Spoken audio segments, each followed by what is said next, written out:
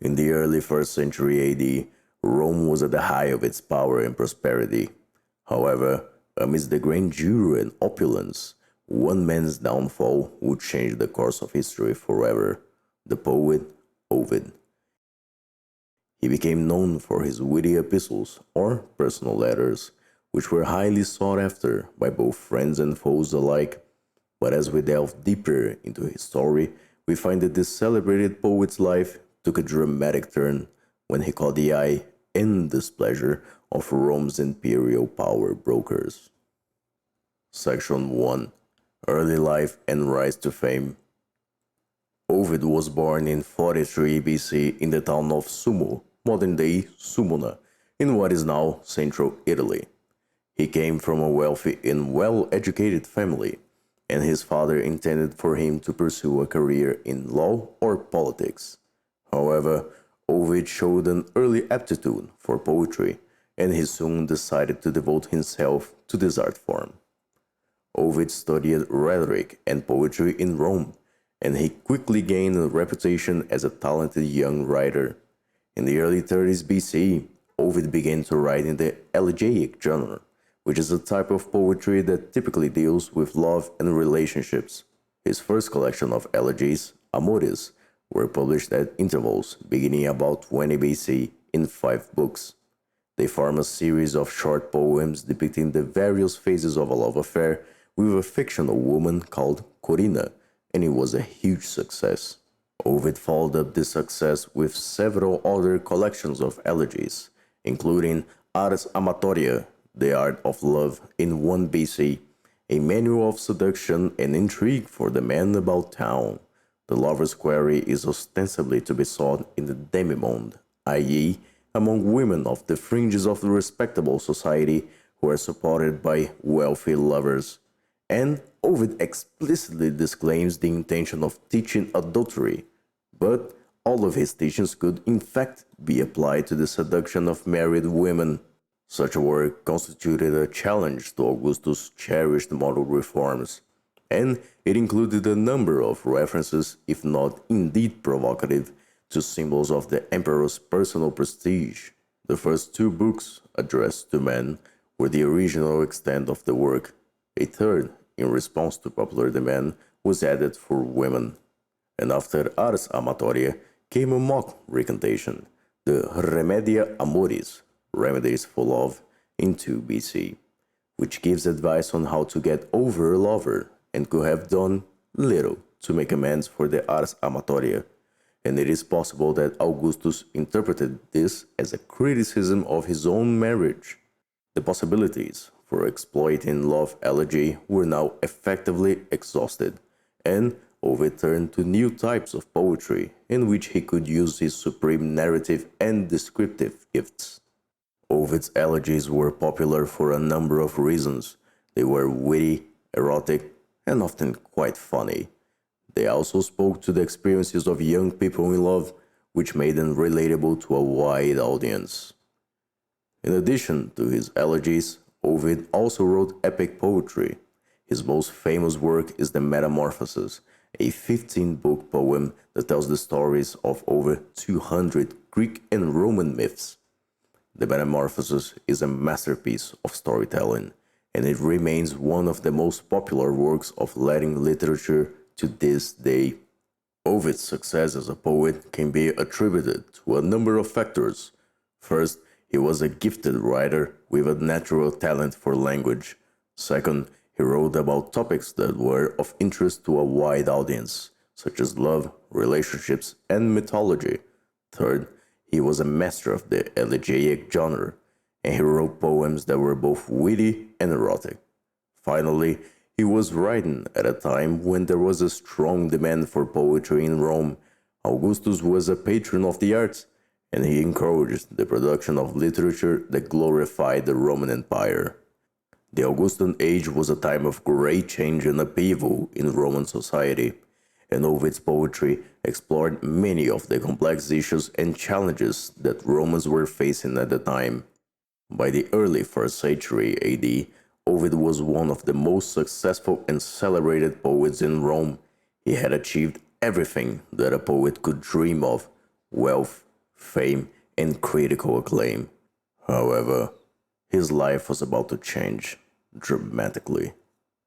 Section 2. Struggles against the powers that be. The Augustan Principate was a political system established by the Emperor Augustus in 27 BC. The Principate was a delicate balance between republicanism and monarchy. Augustus maintained the facade of a republic, but he held the real power. The Augustan peace was a period of relative peace and prosperity in the Roman Empire. Augustus also used his power to promote a return to traditional Roman values such as pietas, piety, and gravitas, seriousness. Ovid's poetry can be seen as a challenge to the Augustan peace and the Augustan values. Ovid's elegies, for example, are often erotic and playful, which is in contrast to the seriousness of the Augustan values. Ovid's Metamorphoses, on the other hand, is a subversive poem that undermines traditional Roman values and beliefs. Ovid's Exile in 8 AD was the culmination of a long period of struggles against the powers that be. His poetry was popular with the Roman public, but it also made him enemies among the Roman elite. Some people accused him of being immoral and subversive. Others accused him of being disrespectful to the emperor. He was exiled to Tomis, modern-day Constanta, Romania, a port city on the Black Sea.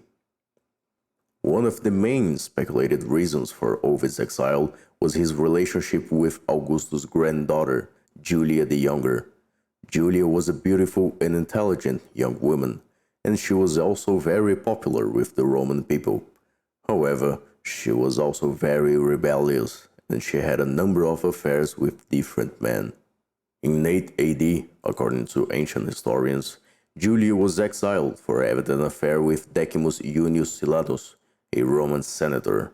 She was sent to Trimirus, a small Italian island where she gave birth to a child.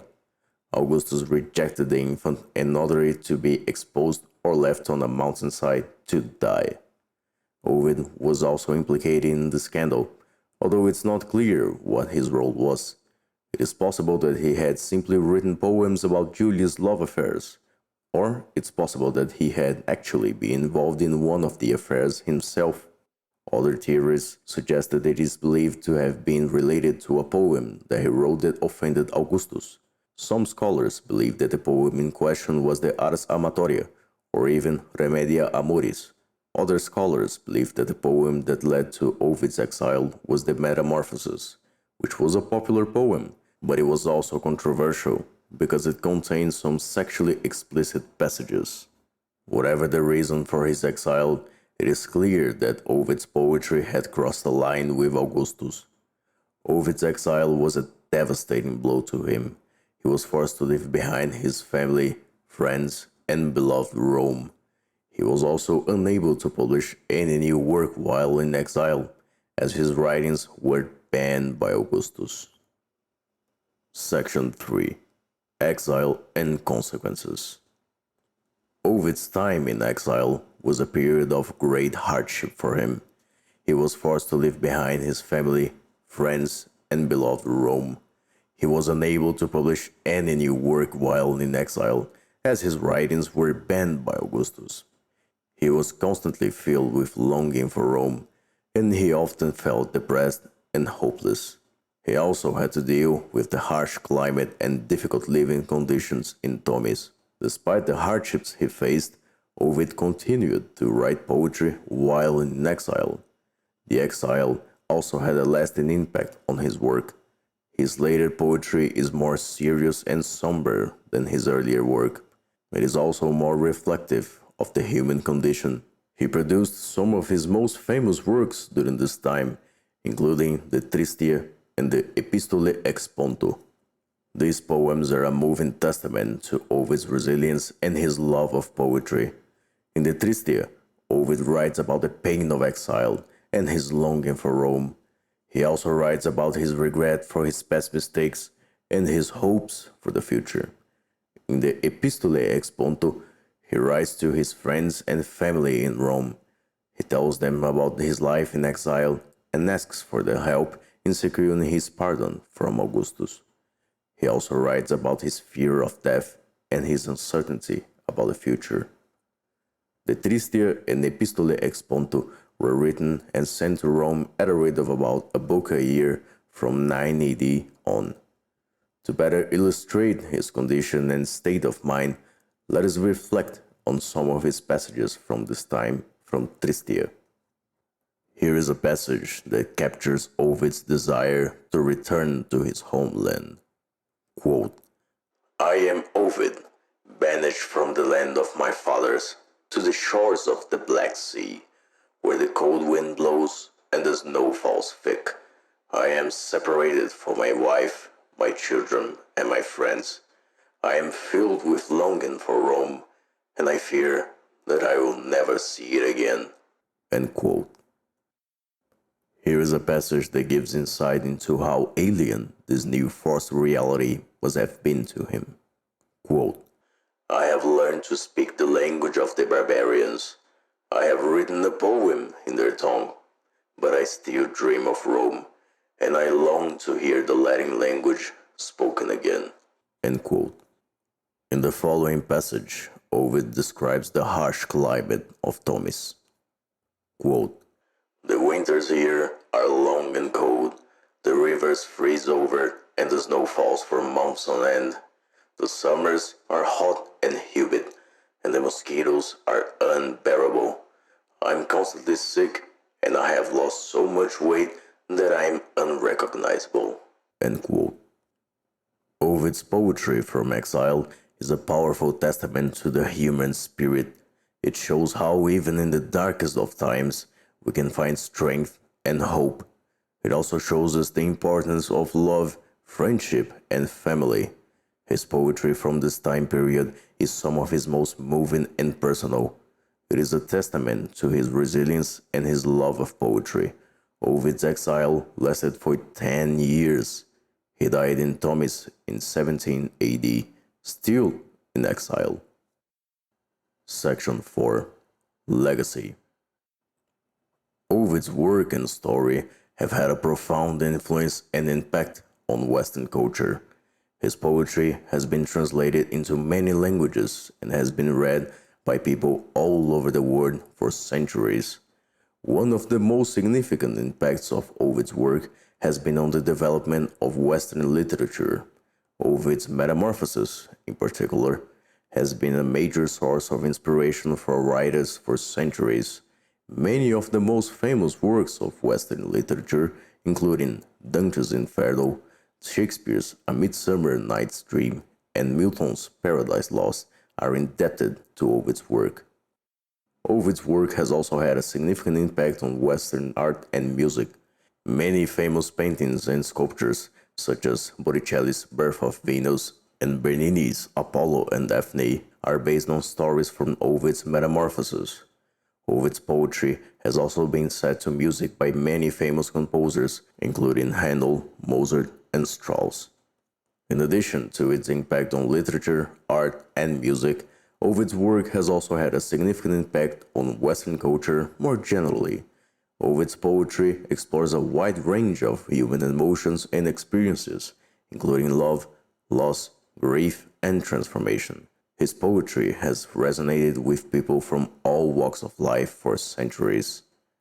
Ovid's poetry has also had a significant impact on the development of the English language. Many English words and phrases are derived from Ovid's work. For example, the phrase "to fall in love" comes from Ovid's Amoris, as is also for the word Mercurial that comes from Ovid's Metamorphoses, where Mercury is portrayed as quick and unpredictable. Ovid's work and story continue to be relevant today. His poetry explores many of the same issues that we face today, such as love, loss, grief, and transformation. His exile to Tomis has been seen as a symbol of the power of the state to silence dissent. His poetry from his exile has also been seen as a powerful testament to the human spirit to overcome even the most difficult challenges. Section 5. Conclusion. Ovid's story is one of resilience, hope, and the power of the human spirit. Even in the face of exile and adversity, he continued to write poetry that is still admired and enjoyed centuries later. Ovid's work teaches us that it's possible to find beauty and hope in the darkest of times. It also teaches us that the human spirit is unbreakable.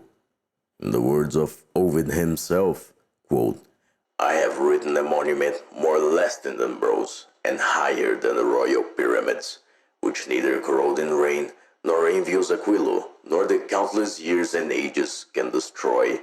End quote.